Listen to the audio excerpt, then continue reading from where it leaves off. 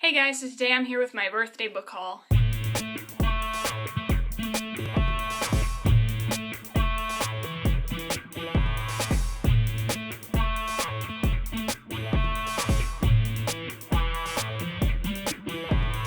My birthday is on Tuesday the 24th, but I have gotten all the books that I think I'm gonna get, so just thought I'd go ahead and do it now. So let's go ahead and get started. These first few books I bought with my own money, but then the last of them are going to be my birthday presents. The first one that I bought with my own money was The Crown by Kiera Cass, of course, because this is the fifth and final book in the Selection series. It's one of my favorite series ever, and I've already read this, and I'll talk about it in my wrap-up, but it was really good. It was a really satisfying conclusion to the series, although it wasn't my favorite book in the series, but I was still really happy with it. Next, of course, I had to get The Unexpected Everything by Morgan Matson, because Morgan Matson is like one of my favorite authors, if you didn't know, and this is her newest book. I've already read this one too. It's about a girl who's a politician's daughter, and then there's a scandal that happens, and all her plans for the summer kind of get thrown out the window, so she has to come up with new plans as she starts walking dogs, and she meets a boy, of course, because it's a summer contemporary, but it was really, really good. I'll talk about it in my wrap-up. These next two books, of course, I got for Book Outlet because I'm obsessed with Book Outlet.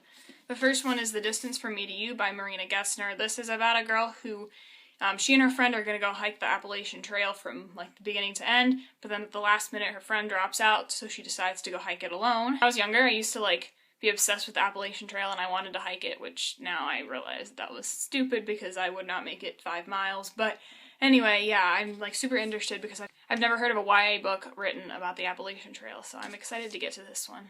And I also went ahead and got Broken Hearts, Fences, and Other Things to Mend by Katie Finn. I already own this book, but I wanted the cover that matched the other two. It is a scratch and dent, and if you can see there's a little bit of a crease there, but oh well, that's okay. It was like $1. So. Then super quick, the book I got with my uppercase unboxing, which you can watch, I'll link it down below, is Girl Against the Universe by Paula Stokes. Paula Stokes is one of my favorite authors, and I'm really excited to get to this one. It's about a girl whose family all dies in a car crash, and she's having to cope with that, and she plays tennis, I assume, because there's tennis racket and it looks like a tennis court. But I'm really excited to read this because I love Paula Stokes' other books. These last 6 books I got for my birthday. The first one I got is Sisters Insanity by Gayle Forman. I saw this and I had no idea that Gayle Forman had written this book. She apparently wrote this in 2007, before If I Stay and everything. And I had never heard of it before, but I saw it on the shelf. It was in the new teen releases, and apparently this is a reprint. It's a new cover and everything, but I've loved all her other books, so I decided to go ahead and give this one a try too. And I also got The Rose and the Dagger by Renee Ahdieh. This is the sequel and conclusion to the Wrath and the Dawn duology. And I really enjoyed the Wrath and the Dawn. I didn't absolutely love it like everybody else, but I do want to see how it concludes. And next I got Hearts, Fingers, and Other Things to Cross, which kind of blends in with the wall there. This is the third book in the Broken Hearts, Fences, and Other Things to Mend trilogy. By Katie Finn, who is also Morgan Matson, and I really like this series. It's not as good as Morgan Matson's actual books that she publishes under her real name, but it's just a really fun series, and I've started reading this. I'm not too far in, but it's pretty good so far, so I'm excited to see how it all wraps up.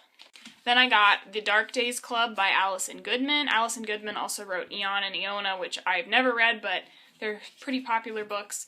But this book is a historical fiction set in 1800s London, and it's about people who hunt demons, and it just sounded a lot like The Infernal Devices, which is one of my favorite series ever, and so I had to check it out.